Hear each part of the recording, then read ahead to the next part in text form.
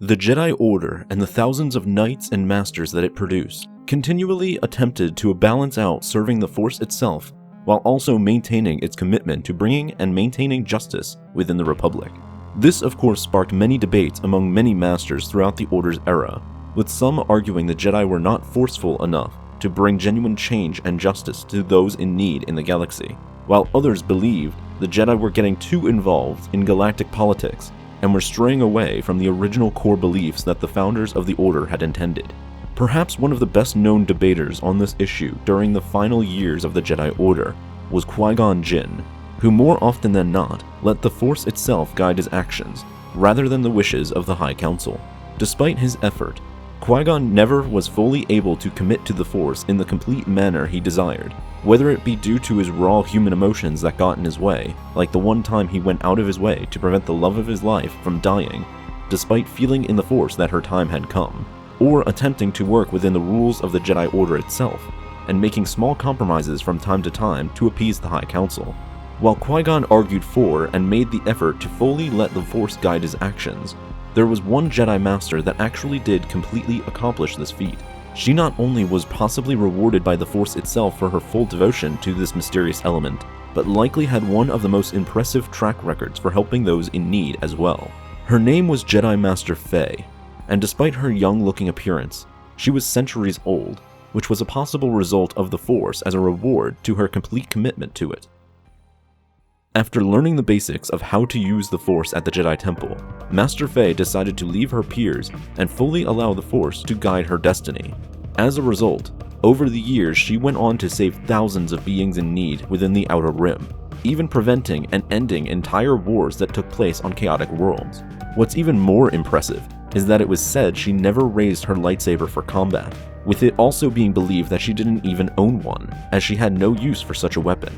She likely never killed any being in her entire long life as well, for perhaps those who fully devote themselves to being guided by the Force itself would never need to. Despite her long departures from the temple and likely refusal of being ordered around by the High Council, she was hated by no one, as her actions spoke highly for her successes. Qui-Gon looked up to her and likely strived to become like her one day, but unfortunately never got the chance to do so due to his early death. Master Faye's final mission came during the early stages of the Clone Wars. The Force guided her to the volcanic planet of Queta, where she didn't know what her purpose was for being there until she met up with a group of Jedi that were formally assigned a mission on that planet. They were there to obtain an antidote to counter against a new devastating separatist virus that was unleashed and tested earlier in the war. Believing the Force had brought her to the planet to help obtain the antidote that would likely save millions of lives, she joined in with everyone else on the mission. During the mission, the group of Jedi encountered two of Dooku's agents, Ventress and Dirge. As explosions and chaos erupted, each member of the original Jedi group started to fall one by one, with one master having the unfortunate death of being fully dunked into lava. In the end, only Faye and Obi-Wan Kenobi remained alive. Still determined in getting the antidote from Ventress, who had taken it earlier, Faye summoned the Force and struck Ventress with dozens of small metal scrap, which penetrated her entire body. Standing before the injured Ventress, Faye used the Force to fade her mind away until the Dark Assassin fell into unconsciousness. But before the two remaining Jedi could make their escape, Dirge appeared from above and turned their position into another massive fireball explosion.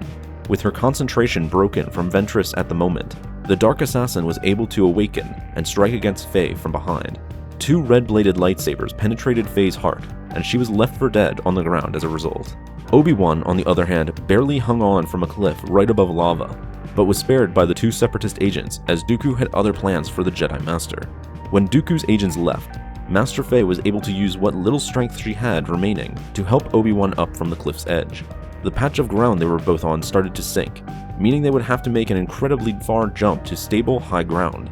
Faye knew Obi-Wan wouldn't be able to make it out alive with the antidote at hand all on his own, so she sacrificed herself by giving him the last of her strength so he'd have enough power to make the massive jump.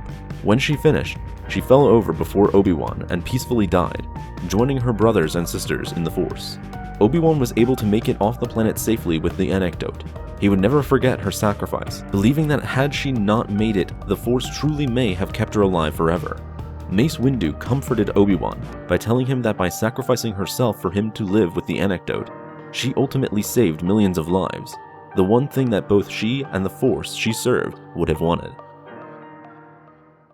Thanks for watching this video. Help support the channel by becoming a member on our Patreon page, and be sure to subscribe for more videos like this one. And as always, may the Force be with you.